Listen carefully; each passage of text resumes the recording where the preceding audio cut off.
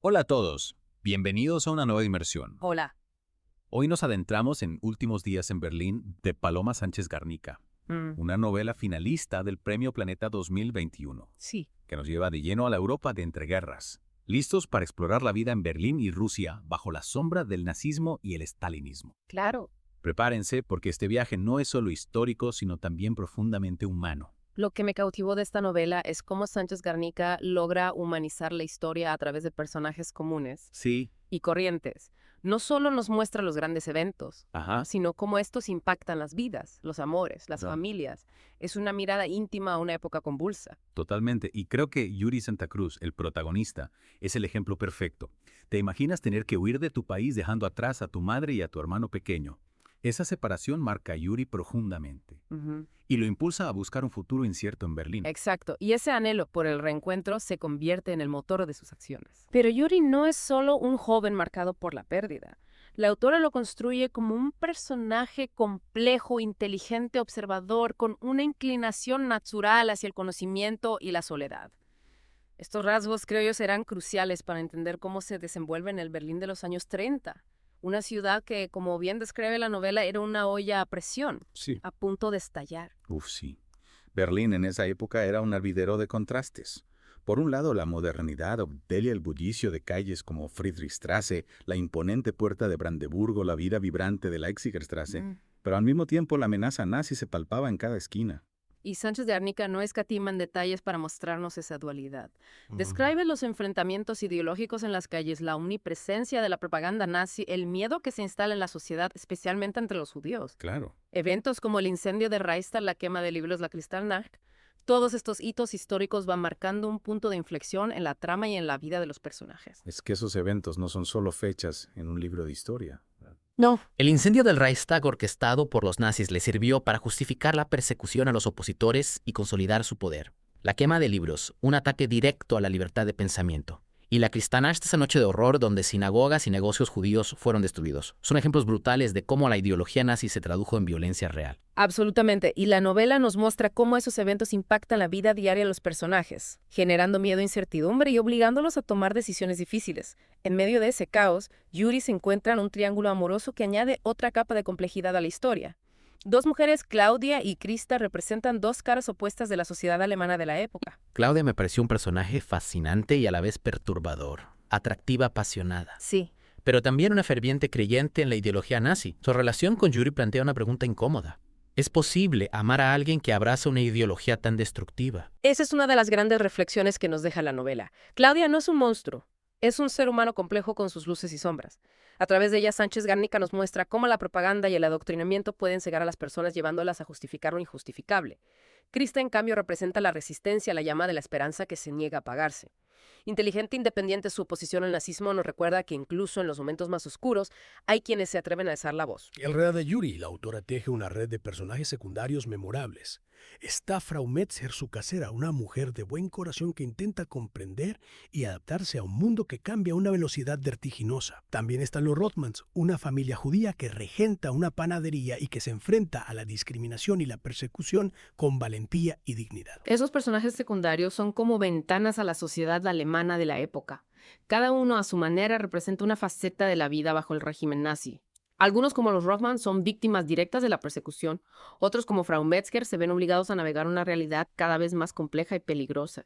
Y ante todos esos personajes hay uno que me llamó especialmente la atención: Axel Laufer, el joven comunista que Yuri defiende de las tropas de asalto. Axel representa la resistencia activa a la lucha ideológica contra el nazismo, su valentía y su idealismo. Aunque a veces ingenuos, nos recuerdan que siempre hay quienes están dispuestos a luchar por un mundo mejor, incluso arriesgando su propia vida. Es cierto, Axel encarna esa rebeldía juvenil y esa convicción de que las cosas pueden cambiar, pero la novela no se limita a explorar el nazismo, ¿verdad? También nos lleva a la Rusia de Stalin, mostrando la otra cara del totalitarismo. Es como si Sánchez Garnica quisiera recordarnos que la opresión y la violencia no son exclusivas de una ideología, sino que pueden manifestarse en diferentes formas. Totalmente. Y lo hace de una forma muy inteligente, estableciendo paralelismos entre la experiencia de vivir bajo ambos regímenes en la Rusia de Stalin El terror también es una constante. La incertidumbre, la delación, la represión son herramientas que el régimen utiliza para controlar a la población. La política de los comunalki, por ejemplo, esa medida que obligaba a familias a compartir sus viviendas con desconocidos, me pareció terriblemente intrusiva. ¿Te imaginas tener que convivir con extraños en tu propia casa bajo la vigilancia constante del Estado? Es que esa era precisamente la intención del régimen, controlar la vida privada de las personas, eliminar cualquier espacio de intimidad o disidencia. Los comunalki no solo generaban hacinamiento y conflictos, sino que también destruían el tejido familiar, uno de los pilares de la sociedad. Y la novela nos muestra cómo esa política impactó en la familia de Yuri, generando un trauma que los persigue incluso después de huir a Berlín. Es que el tema de la familia es central en la novela, ¿no te parece? A pesar de la distancia y la separación, Yuri nunca pierde la esperanza de reencontrarse con su madre y su hermano. Ese amor familiar, esa necesidad de recuperar lo perdido, se convierte en su motor, en su fuerza para seguir adelante a pesar de las adversidades. Absolutamente, el amor familiar es un tema universal, pero en Últimos días en Berlín adquiere una dimensión aún más profunda porque se desarrolla en un contexto de pérdida de desarraigo de incertidumbre. La familia se convierte en un refugio, en un símbolo de lo que Yuri añora y busca reconstruir, y la autora logra transmitir esa emoción con mucha sensibilidad, especialmente en la escena del reencuentro con la madre, que es realmente conmovedora. Es una escena que te llega al corazón porque te hace sentir la fuerza de esos lazos que ni el tiempo ni la distancia pueden romper.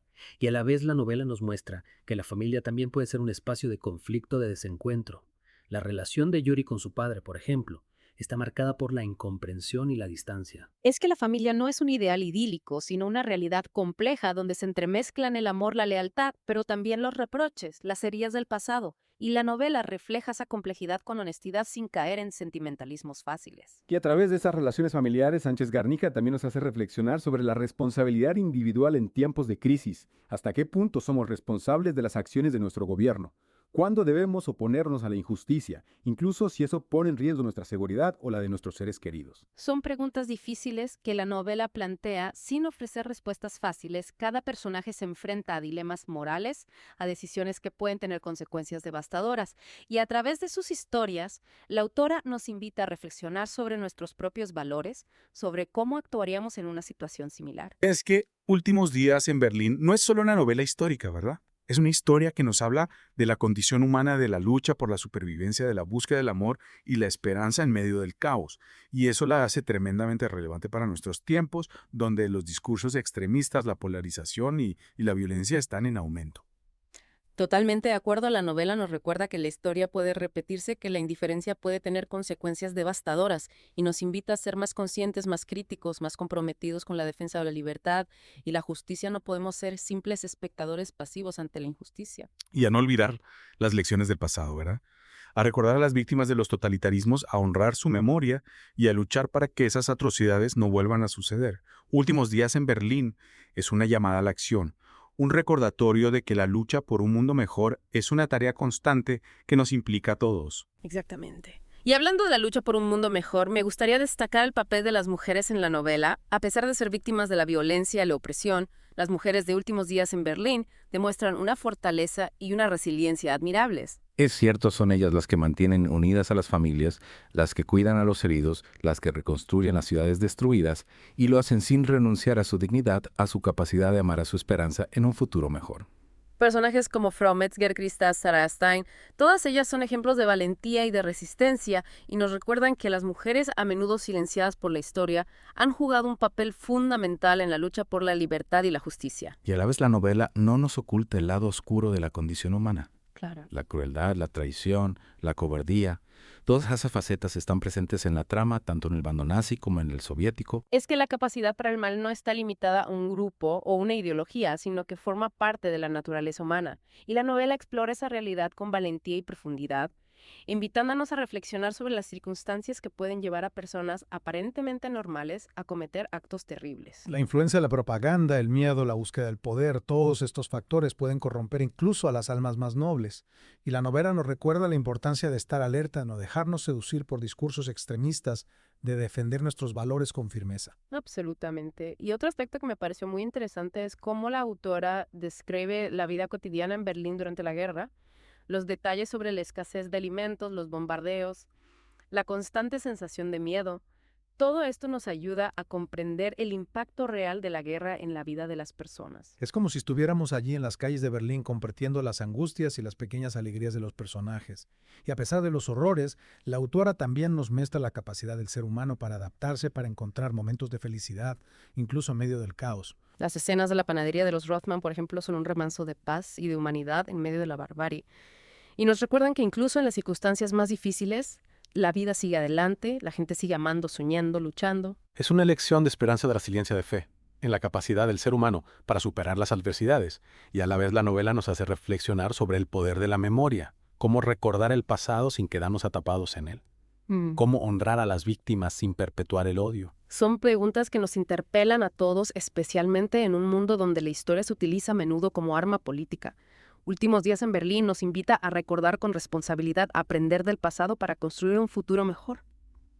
Y a no olvidar que la memoria es un acto de justicia, un homenaje a quienes sufrieron la barbarie, es una responsabilidad, que todos compartimos una responsabilidad que no podemos eludir y que nos obliga a ser vigilantes, a no permitir que los horrores del pasado se repitan. Y una cosa que realmente me transportó a esa época fue cómo Sánchez Garnica describe la atmósfera de Berlín no solo a través de los grandes eventos históricos, sino a través de pequeños detalles de la vida cotidiana.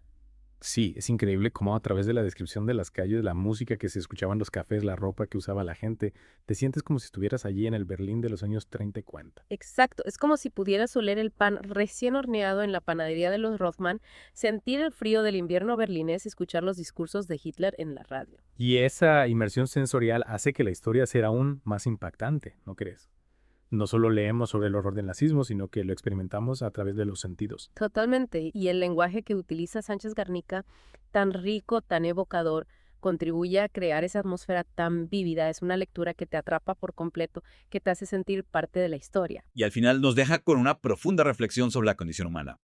Sánchez Garnica no nos ofrece respuestas fáciles, sino preguntas que nos interpelan a todos. ¿Qué haríamos nosotros en una situación similar? ¿Seríamos capaces de resistir a la opresión, de mantener nuestra integridad moral? Son preguntas que nos obligan a mirarnos a nosotros mismos, a cuestionar nuestras propias convicciones y que nos recuerdan que la lucha por la libertad y la justicia es una tarea constante que no termina nunca. Si tuviera que resumir la esencia de Últimos días en Berlín, en una frase diría que es una historia de amor y esperanza en tiempos de oscuridad. Me encanta esa frase porque a pesar de todo el dolor, todo el horror que describe la novela, siempre hay un atisbo de luz, un rayo de esperanza que nos invita a seguir adelante. Y creo que eso es lo que la hace tan poderosa, tan conmovedora, tan necesaria en estos tiempos. Sin duda es una novela que invita a la reflexión, a recordar, a aprender, a no olvidar. Y para quienes se han sentido cautivados por esta historia y desean sumergirse aún más en ella, les recomendamos escuchar la versión en audiolibro de Últimos días en Berlín, disponible de forma gratuita usando el enlace que encontrarán en la descripción de este episodio.